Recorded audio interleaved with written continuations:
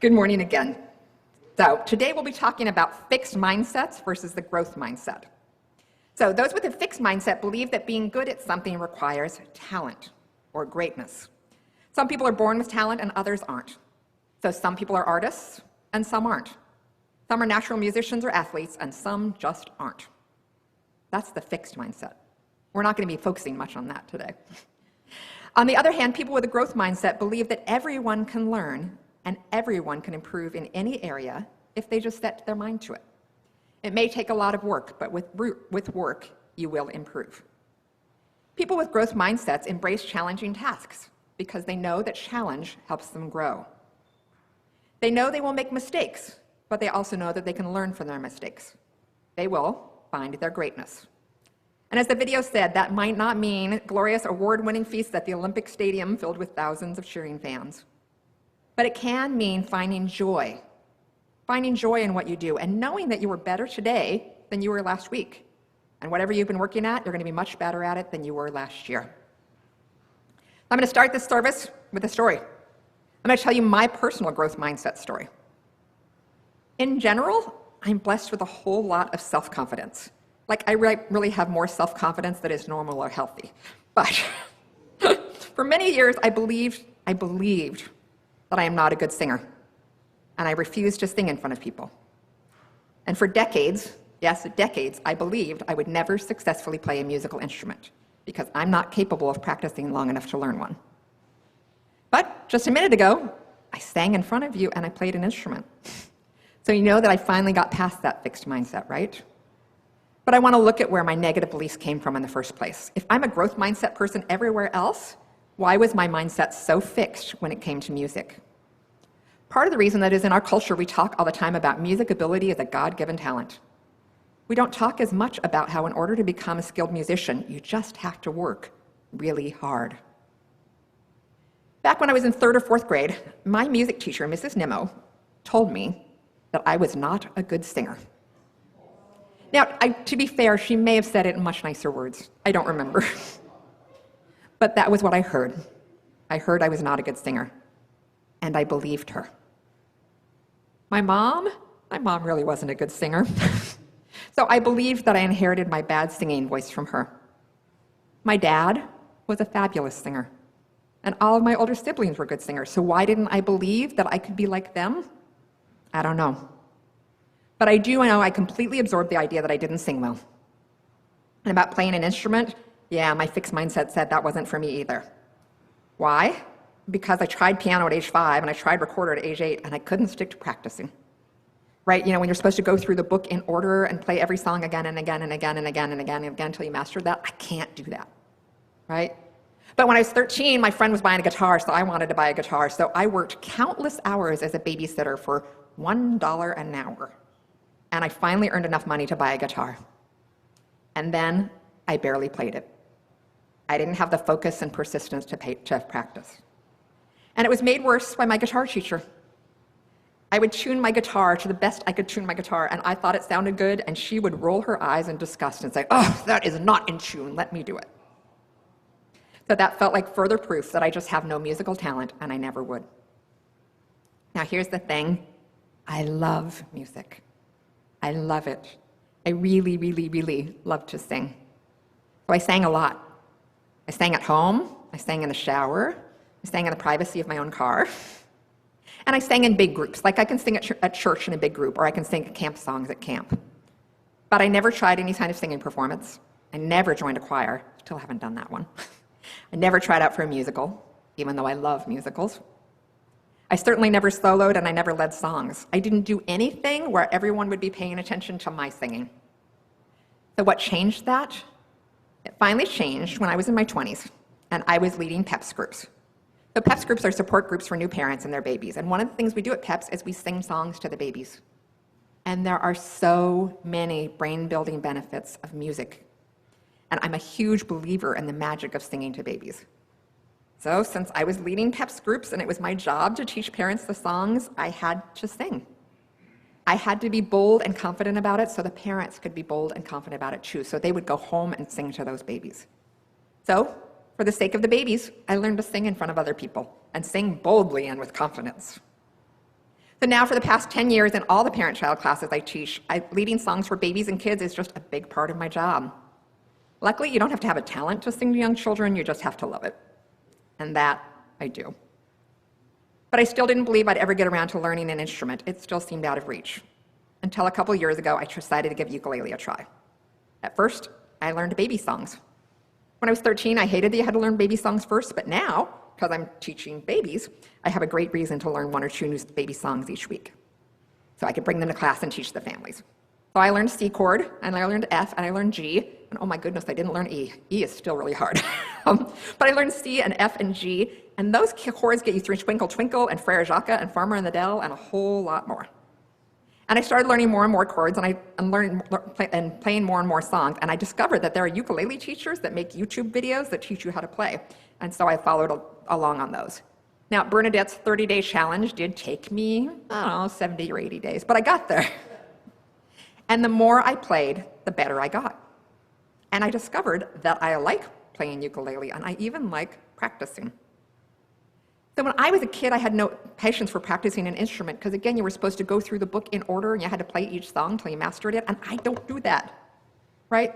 But it discovered that I still don't have the patience for that as an adult. But if I think of ukulele as a relaxing way to spend my time, and I don't think of it as work, and I think of it as self-care, it kind of transformed my approach. I still don't have patience for playing the same song again and again. You know, all 3 of my kids have ADHD diagnoses, and they say apples don't fall far from the tree. I still struggle with having the attention span to do the same thing over and over, but I've learned there are other ways to learn an instrument. Reverend Nancy gave me her daily ukulele book that she wasn't using, and she gave it to me around the same time last school year began. So the previous year, Ben's bus left for school at 7:55. This year, it left at 7:20. And I decided the time between 7:20 a.m. and 7:55 a.m. is not time that I owe to anyone else. That's my time. So each morning, I flop open Nancy's book to any random page, and I play a song. And if there's a song I don't know well, then that's the chord I'm practicing today. And I play that song till I get bored of it. So sometimes that means I play a song once, then I play another song and another and another and another, blowing through 10 songs quickly. But sometimes I play a song once and I like it, or it's challenging to get it right. So I search YouTube for tutorials for it, and I learn strumming patterns, and then I search YouTube for play-alongs, and I go down a rabbit hole of finger-picking patterns that I try, and I fail at, and I try again, and then I give up. But I do put a note in my book that someday I'll come back to that, because someday I know I will be a better ukulele player than I am today, and someday I'll be able to master that song. So giving myself permission to learn ukulele the way I want to learn it, rather than how somebody else told me is the right way to learn it, has kept me engaged and excited and makes me keep wanting to do the work to get better. So I'm not an expert musician yet. You saw that, you know that. But I can see that I've made progress. I'm getting better all the time, and it is so exciting now. I know that people who've been playing for years, they open up a book and they play a song, and I used to find that amazing that you could open up a book and play a song, and I can open up a book and play a song, right? If it's got the chords, I can play all the songs. If it's got the notes, I can get there, slowly. Right? But I can see that I'm better than I was a few weeks ago, and I'm way better than I was a year ago. So today, I am in that growth mindset. I no longer have that fixed mindset about music, and the growth mindset is a much happier place to be. So today, I'm issuing a challenge to each of you. Here's your challenge if you choose to accept it. I want you to ask yourself, in what area of life do you have a fixed mindset? What is something that you think to yourself all the time, oh, I'm just no good at X, or Y is just too hard for me. Other people can do that, not me. Or, I used to want to do Z, but I'm just too old to try that now. So think about what's blocking you. And are you willing to be open to the idea that maybe all you have to do is try? And you're going to make a whole lot of mistakes and play a lot of really bad chords along the way, or whatever your equivalent is. But if you keep trying, do you think that maybe, just maybe, you could learn something new and grow in some new way? I'm going to have you think on that for a while we do our chalice lighting. Gotta sing when the Spirit says sing. You gotta sing when the Spirit says sing. When the Spirit says sing, you gotta sing right along. You gotta sing when the Spirit says sing. All right, today I'm going to teach you all a magic word. Are you ready for your magic word? Yeah. The magic word is... going to appear on the screen at any moment now. Stu's building suspense for us all. The magic word is yet. I know the word yet doesn't seem too exciting, so let's explore the power of the word yet. So imagine you're thinking, I can't do it. I give up. What if instead you thought, I can't do it yet? Okay? Let's read that together. I can't do it yet. Or if you thought, I don't know how, what could you say instead? Let's say it together. I don't know how yet. If you thought to yourself, oh, that thing that, oh, I just know that doesn't make sense, that doesn't make sense. What could we say instead? Let's read it together. That doesn't make sense yet. Or if you thought, I'm no good at this at all, what could you say instead? I'm not good at this yet.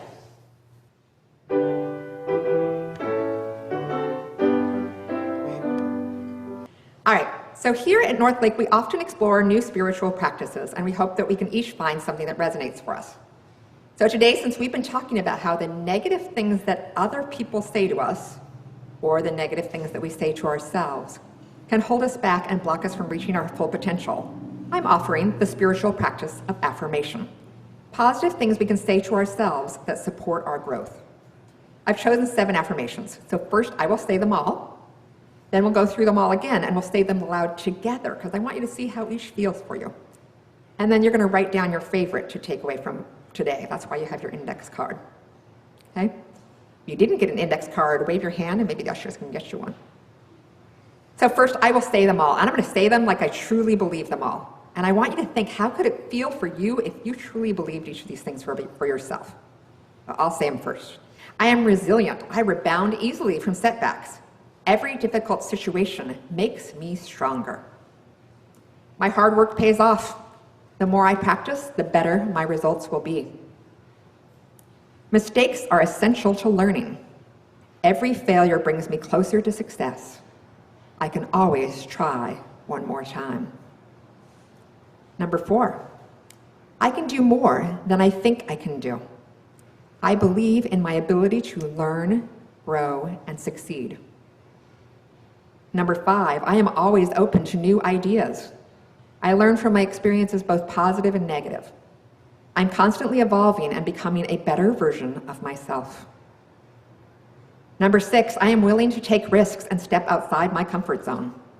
Every challenge is an opportunity for learning. If it's challenging, I am growing. Number 7, I am patient with my growth, and I trust the process. I focus on progress, not on perfection. All right, we're going to say them together. So as you say each one, I want you to really taste it. Taste it like a fine wine, savor it, roll it around on your tongue for a little while. Some of these affirmations might not resonate much for you, but there might be some that feel really good to say. On the other hand, some may make you uncomfortable to say. They won't sit right. Listen to that discomfort. Does that mean this affirmation is just not for you? Not everything's for us, right? Or is there a chance that the one that makes you most uncomfortable is the one that really is for you? The one that you most need to embrace, even if it seems scary to take on. Right? I think one of the reasons that the fixed mindset about music was so powerful against me is that because I wanted so much to be good at music. Right? So that was the one I most resisted by just saying, but I'm not. I'm just not. Right? I want you to listen to where your resistance is, because there might be a lesson there too. So let us all read this together. We're going to read together and say it like you believe it and see how it feels in your mouth. I am resilient. I rebound easily from setbacks. Every difficult situation makes me stronger. Ooh, sit with that for a lag. See how that feels? Now we'll read number 2. My hard work pays off. The more I practice, the better my results will be. Think on that one for a while. Is there something you could be practicing more and getting better at? Mistakes are essential to learning. Every failure brings me closer to success. I always try one more time. Remember I told you when I was a kid, I didn't try one more time. I said, that's just not a thing I do, right? So let's try number 4. I can do more than I think I can do. I believe in my ability to learn and grow and and succeed. I'm noticing with age, sometimes this one is our tricky one as we get older. I can do more than I think I can do, because I go, oh, I used to do more than I do, but now I just don't know, right? So that might hit you in an interesting way. Okay, go to number 5. I am always open to new ideas. I learn from my experiences, positive and negative. I'm constantly evolving and becoming a better version of myself. Okay. Number 6. I'm giving you 7 to choose from here because you're going to find your sweet spot, right? I am willing to take risks and step outside my comfort zone. Every challenge is an opportunity for learning. If it's challenging, I am growing. And number 7. I am patient with my growth and I trust the process. I focus on progress, not perfection. All right, I'm going to ask you to take a minute to reflect on these and which one most resonates with you. Which is the one you want to try out this week?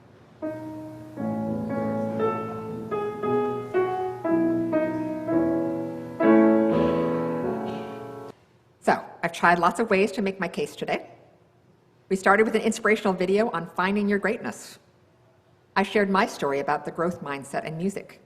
I taught you all a magical word. What's our magical word? Yet.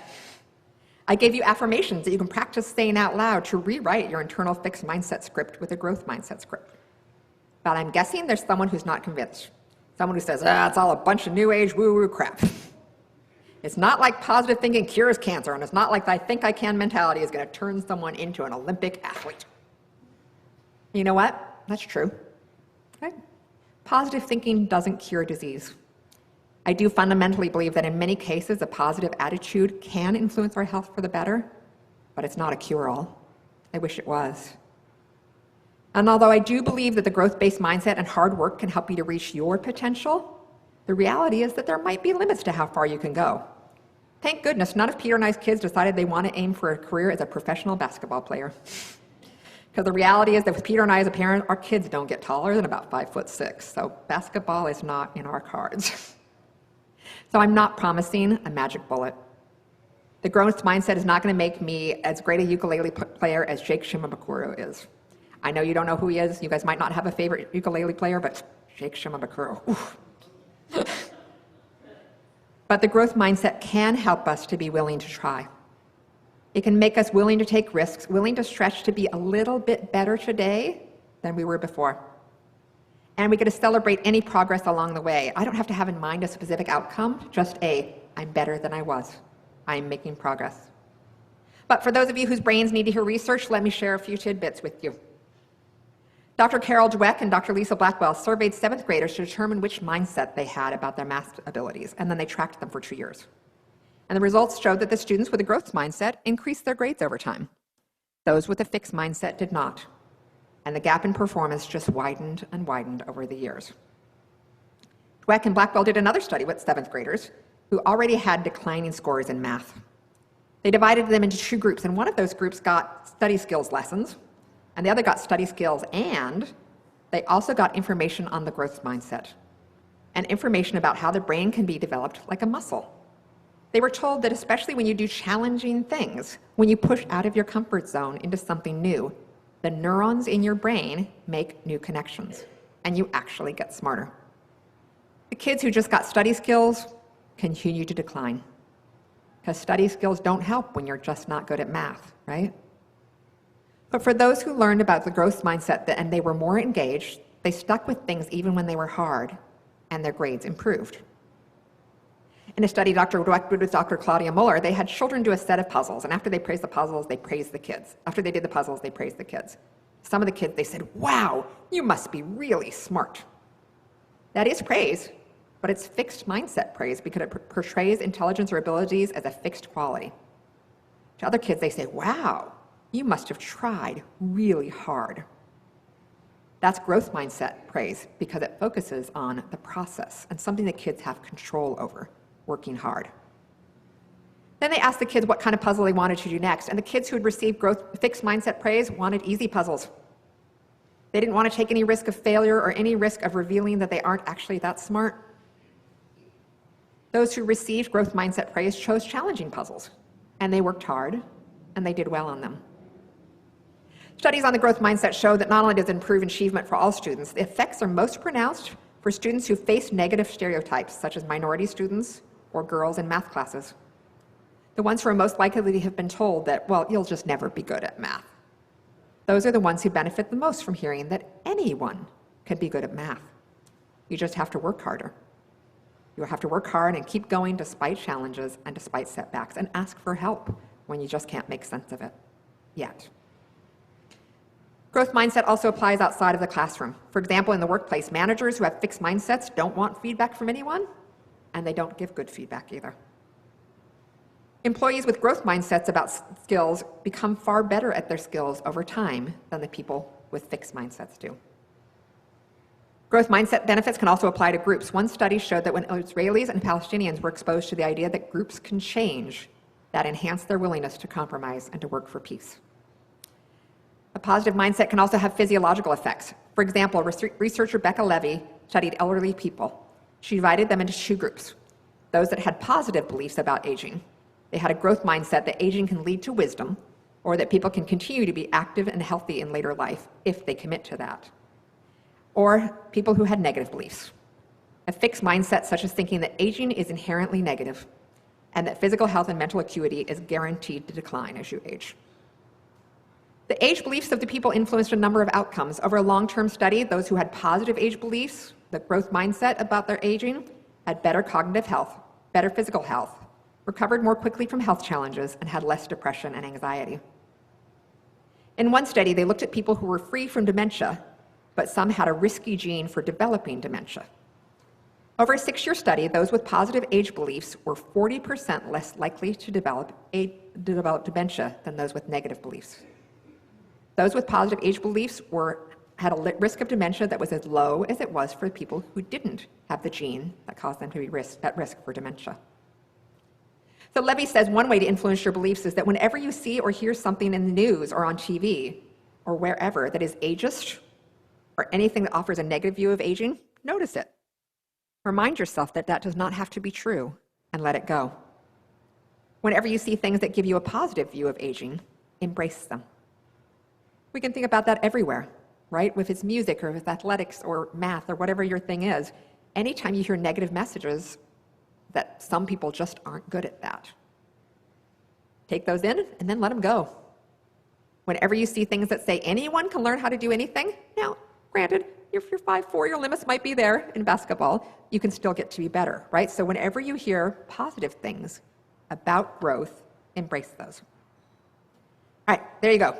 You got an inspirational video, you got a personal testimonial, you got your magic words, you got your affirmations, and now you have research data on the benefits of growth-based mindset. So I'm going to end with just a few tips. I want you to think about where is that place you've got that fixed mindset that's got you stuck, and think about how we can change that. So writer Angela Zimmerman had some tips for developing a growth mindset. So she's got 5 of them. So create a new compelling belief, a belief in yourself, in your own skills and ability, and in your capacity for positive change. Number 2, get friendly with challenges. Know that if you mean to accomplish anything worthwhile, you will face many challenges on your journey. 3, view failure in a different light. See failure as an opportunity to learn from your experience and apply what you've learned next time around. Number 4, be tenacious. It takes a lot of hard work to succeed. And you must be resilient, weathering obstacles and getting back up after every time you fall. Number 5, do what you love and love what you do. It is much easier to succeed when you are passionate about what you're doing. So with that, we're going to do what I'm passionate about doing. We're going to sing together and play a little more ukulele, and Cindy's going to lead us in singing hymn 1018.